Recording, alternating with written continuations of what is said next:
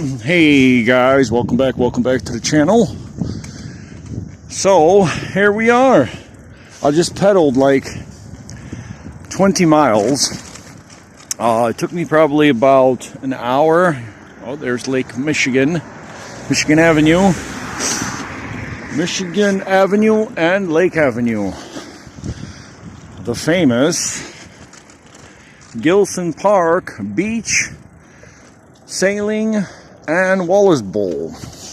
So yeah guys, I just cycled 20 miles down to the lake from Arlington Heights. This is a village called Wilmette, and I took some time to do a little bit of some research about the history of Wilmette, because I have been here umpteen thousand times. This was sort of my stomping ground when I was a kid. We used to come up here, go to the beach during the day when it's hot, and then stick around, drink some beers after it would close. Well, I can see I can't go that way because there is too much snow and the gate's closed. So I gotta sail in from the North 40 here. So yeah, he used to stick around, drink some beers, and kind of sometimes end up downtown for the after hours and all that stuff. Well, this is just a strikingly beautiful area right on the lake, and we'll see the lake in a minute. But it was something like 1855. A Frenchman fur trader ended up on these shores, the western shores of Lake Michigan, and what happened was, this was all like a forest, and the fella's name was, I don't want to butcher the first name. I kind of forgot the first name. I think it was Jacques.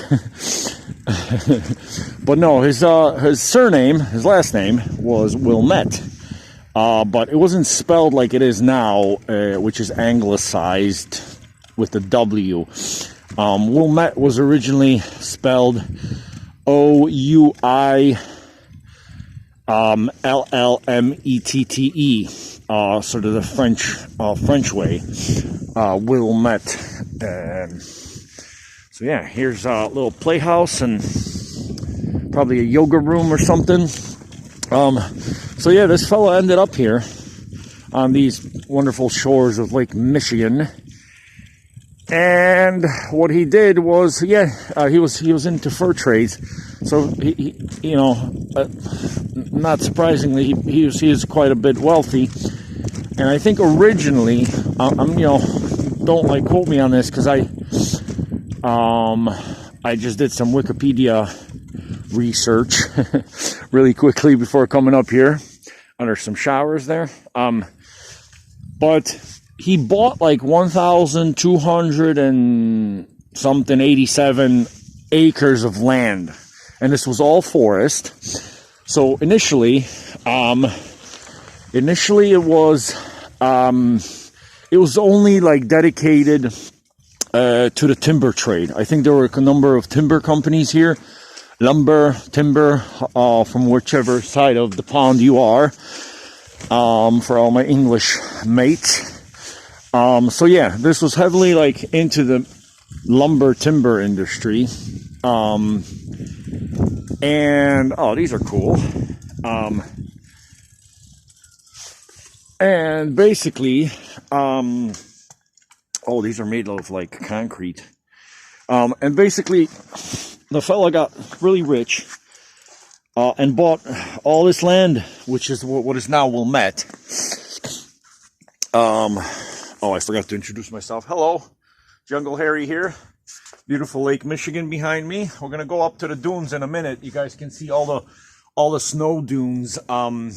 because like it just like blows snow all over the place, you know, because there's like 35, 40 mile per hour winds sometimes, even up to gusts of like 50 miles per hour we had this winter. So yeah, like all these mounds of snow is just like kind of like dunes, and there's some beach chairs there. There's still some like cabanas and umbrellas and stuff. But anyways, so what happened was he purchased like 1,287 acres or something to that effect. And it was only like through like a special grant that he got this purchase, because I think it was like public land. So there had to been there was a government permission issued. And one of the interesting facts about that contract, if any of you guys study contract history, one of the interesting things about that contract was that if he was gonna resell any parts thereof of this land, of this 1,287 acres or whatever, he had to have permission from the President of the United States. So somehow, some way, of course, you know, this land was really, really important. And like, you know, today, the 27,000 inhabitants of Wilmette, you know, I mean, it's only about like 5, 6, 7 miles, not even, maybe 7 miles north of downtown Chicago, right on the lake, you know, so it is prime real estate property. It's like of the 27,000 residents currently living in Wilmette, as per the last government census, you know, probably like 90% are probably of the very upper crust, you know, upper middle class, the upper class, you know, probably a vast majority. So yeah, I mean, this was always very important. I mean, as I was going through the history, you know, kind of, you read about the indigenous that were here, the Potawatomi tribe. There were a lot of wars, of course, on this land, over this land, and then they were banished by the U.S. government. And then, yeah, like thereafter, like the land was resold. And so,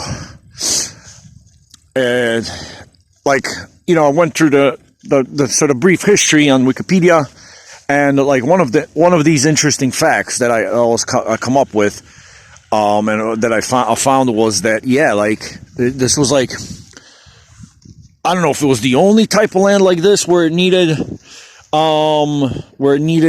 permission from the President of the United States, because I've never come across that kind of land in my life, in my dealings and things like that, and my travel. So, you know, it's kind of a cool fact.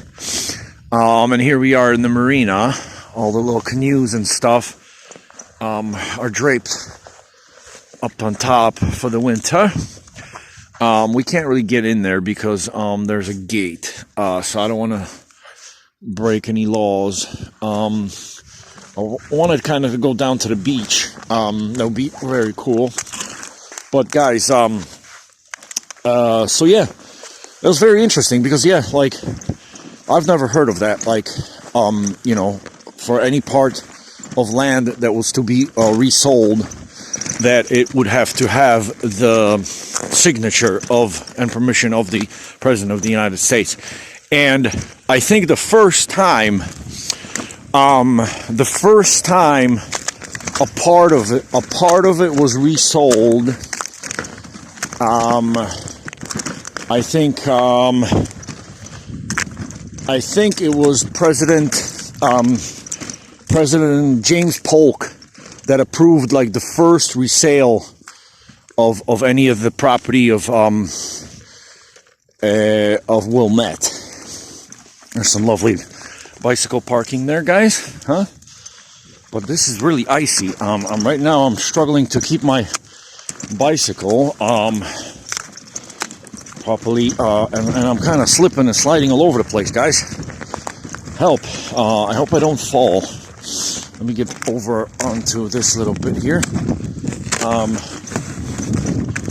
So yeah, like something to the effect of like James Polk, President James Polk was the first president to issue permission